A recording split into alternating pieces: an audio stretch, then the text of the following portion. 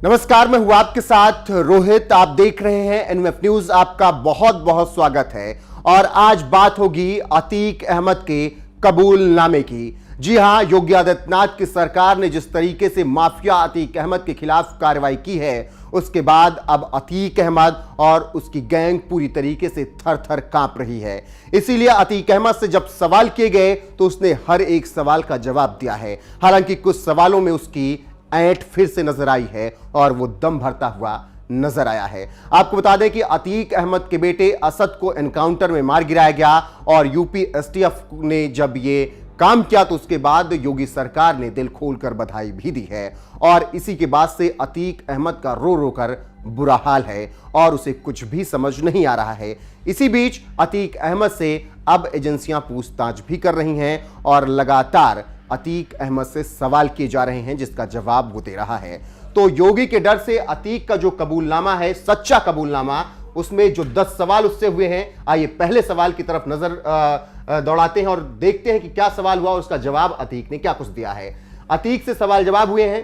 पहला सवाल अतीक से होता है, तुम्हारे बेटे को मारा गया, क्या तुम जानते हो? इसके जवाब में अतीक कहता है, हां पता चला है, जिन पुलिस वालों ने मारा है उन्हें छूटने के बाद बताऊंगा। इससे आप समझ सकते हैं कि अतीक अहमद अभी भी दम भर रहा है। साथ ही आपको यह भी बता दें कि ये खबरें जो आ रही हैं ये रिपोर्ट्स के अनुसार आ रही हैं और बताया जा रहा है कि अतीक अहमद ने जो बयान दिए हैं और जो दर्ज किए गए हैं उसके आधार पर ये रिपोर्ट्स, खबरें आ रही हैं रिपोर्ट्स के अनुसार और मीडिया में लगातार ये खबरें चल रही हैं। उसी के आधार पर हम आपको ये खबरें बता रहे हैं, जिसमें पहले सवाल का जवाब आपने देखा कि अतीक ने किस तरीके से दिया है। दूसरे सवाल की तरफ चलें और दूसरा सवाल अतीक से हुआ, उमेश को सबसे पहले कब मारने का प्लान बनाया? इसके जवाब में अतीक कहता है कि केवल 2016 में एक बार सोचा था। उस वक्त एक नेता ने मेरी बात उमेश पाल से करवाई थी, लेकिन बात नहीं बनी। आप समझ सकते हैं कि 2023 में जिस हत्याकांड को अंजाम दिया गया, अतीक उसे 2016 से ही प्लान कर रहा था। तीसरे सवाल की तरफ चलेंगे तो तीसरा सवाल था, असद हत्याकांड में कैसे पहुंच गया?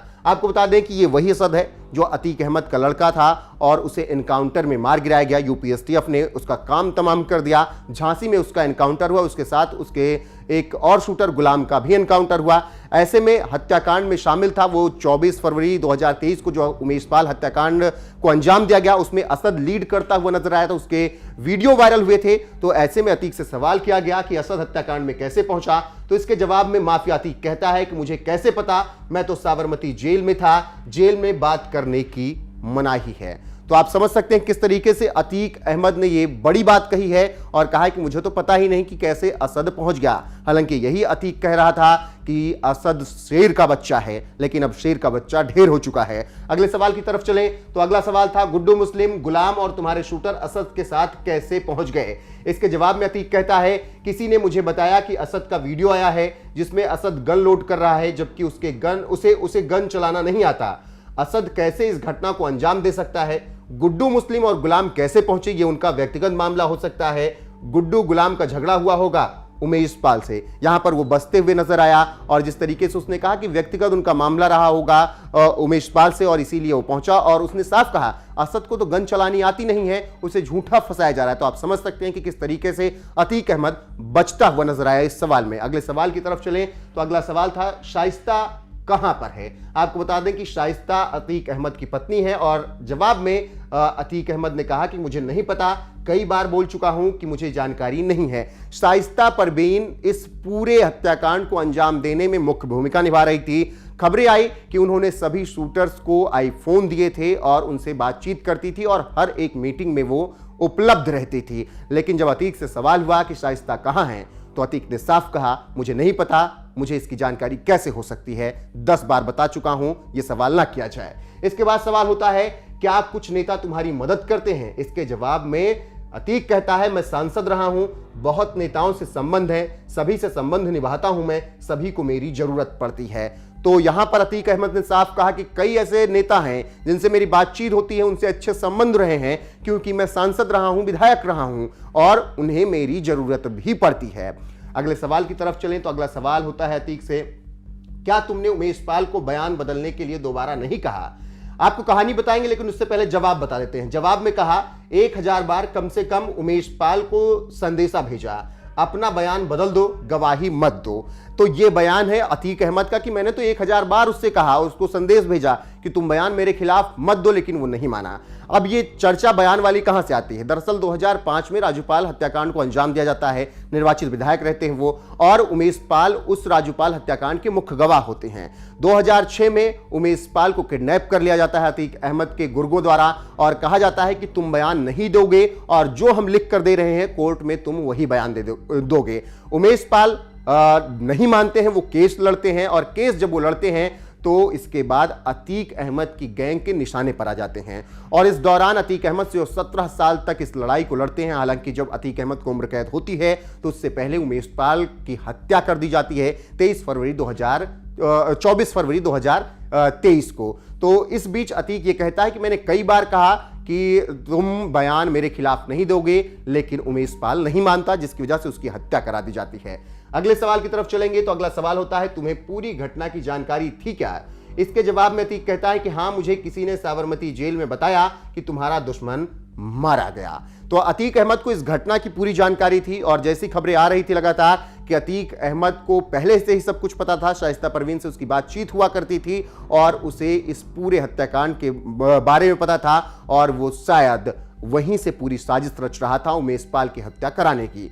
अगले सवाल की तरफ चलेंगे तो अगला सवाल होता है, जेल से तुम आईफोन से बात करते थे? इसके जवाब में अतीक कहता है, कोई भी फोन मैं कैसे इस्तेमाल कर सकता हूं, जेल में सब मना है। तो यहां पर अतीक साफ साफ बसता हुआ नजर आता है और कहता है कि जेल में मना ही है और मैं फोन पर बात नहीं करता। हालांकि खबरें आई थी कि वो फोन पर लगातार शाइस्ता परवीन से बना रहता था और इस साजिश में शामिल था, जिसमें अब उसे आरोपी बना लिया गया है। अगले सवाल की तरफ चलें तो अगला सवाल होता है, गुड्डू मुस्लिम ने तुमसे हत्या से पहले जेल में मुलाकात की थी? ये आखिरी सवाल, जो 10 सवालों में थे, ये आखिरी सवाल होता है अतीक अहमद से, और इसके जवाब में अतीक अहमद कहता है, गुड्डू से मेरी मुलाकात 2009 के बाद नहीं हुई, वो बिहार के एक बड़े नेता के साथ काम करता था। तो ये बड़े बयान दिए हैं अतीक अहमद ने, ये 10 सवालों के उसने जवाब दिए हैं, जो कि लगातार एजेंसियां पूछताछ कर रही है, जिसमें एटीएस भी शामिल है। तो आप समझ सकते हैं कि किस तरीके से अतीक अहमद पर शिकंजा कसता जा रहा है, और उससे जो सवाल किए गए उसके जवाब उसने किस तरीके से दिए हैं।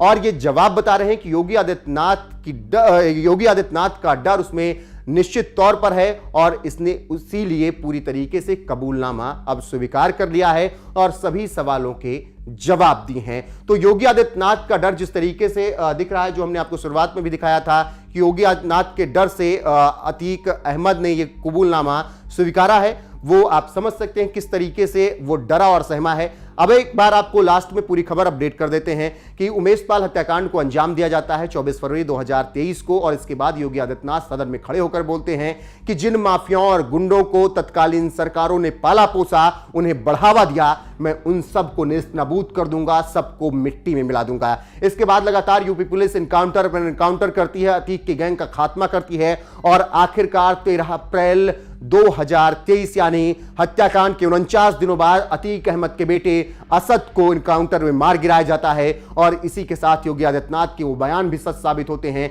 जिसमें उन्होंने कहा था कि सभी को, इन माफियाओं को मिट्टी में मिला दूंगा। साथ ही अतीक अहमद भी ये कहता है कि उसका परिवार तो पूरी तरीके से मिट्टी में मिल गया है, माफियागिरी तो खत्म हो गई है, अब योगी सरकार उसे रगड़ रही है, उसके परिवार को पूरी तरीके से परेशान कर रही है। तो फिलहाल हमने वो 10 सवाल के आपको जवाब बताए जो अतीक अहमद से पूछे गए, और ये सभी जो सवाल सामने आए हैं जिसके जवाब अतीक ने दिए हैं, ये मीडिया रिपोर्ट्स के अनुसार हमने आपको बताया, हर जगह ये खबर चल रही है और उसी के अनुसार हमने ये आपको बातें बताई हैं। तो फिलहाल अतीक अहमद ने जिस तरीके से इन सवालों के जवाब दिए हैं, उससे समझ आता है कि जो कुछ सवालों के वो जवाब दे रहा था उसमें उसका रौब भी नजर आ रहा था। हालांकि सूबे के मुखिया योगी आदित्यनाथ माफिया को मिट्टी में मिलाने के लिए पूरी तरीके से तैयार है। देखना होगा कि अब आगे क्या कुछ कार्रवाई अतीक और उसके गैंग पर होती है। फिलहाल के लिए बस इतना ही। आप सभी का बहुत बहुत शुक्रिया।